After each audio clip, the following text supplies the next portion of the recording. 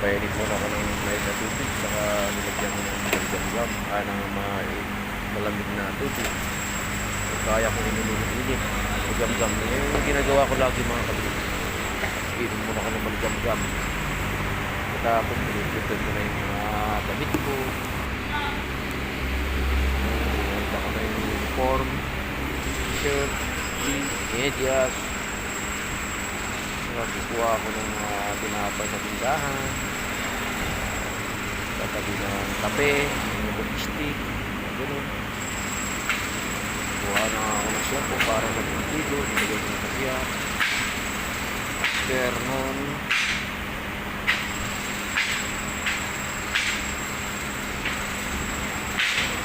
yung slipelets. Kailangan natin yun. Kasi minsan may time na nabubulog tayo sa duty. So, ganyan po yung ginagawa ko ng araw. Sa security guard. Prepare ka ng baon mo.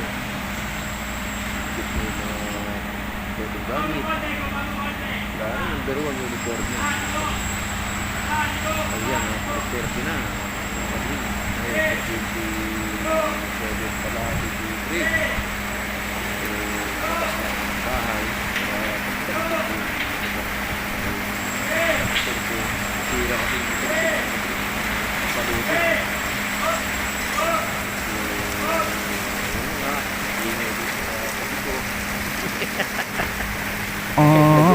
voice over yung bako tinuturuan yung voice over lang ito mga kabirito ayan na nga pinababa ng bako niya bakal na malalaki yung nababa mo ayan yan na nga may helmet ready ko na tapos yan na nga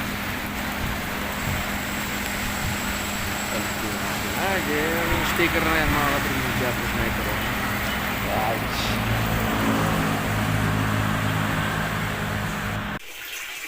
preparing for bath mga katrin naligo na mamaya gagayak na sa trabaho mabilisan lang ang dapat ng pagkilo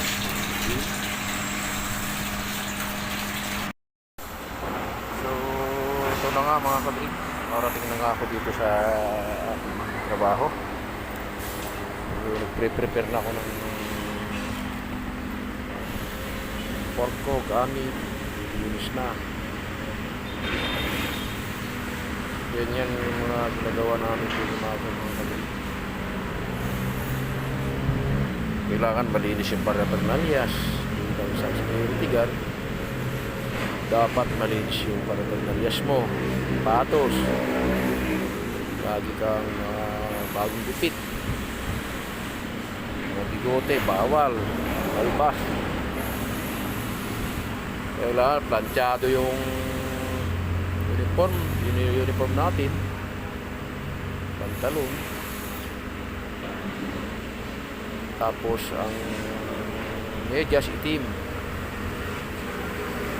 Diyan kasalukuyan akong paggagayak ng aking mga gamit kasi pang alas 6 ang duty.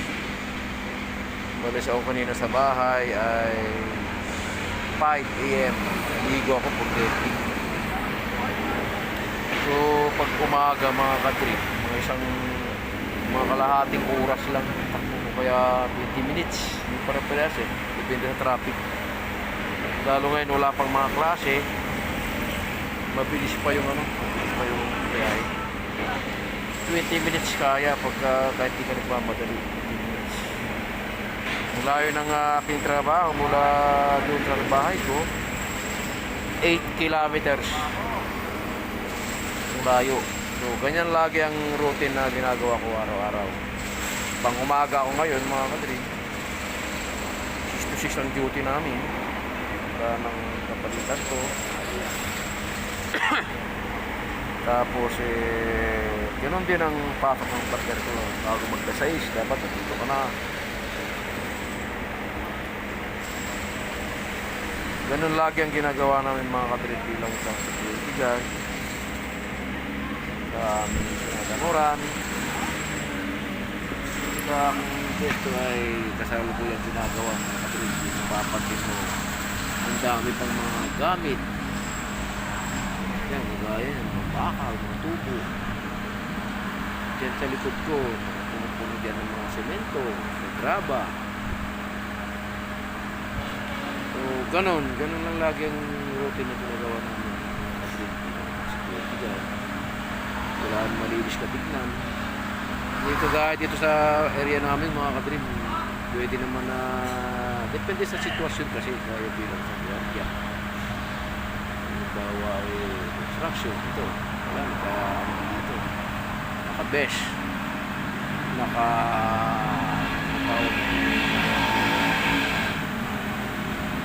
Support ka ulo. Headgear. Ano ba yan? Yung plastic na sombrero, ang tawag mo. Yo, ganun nga mga kadrim.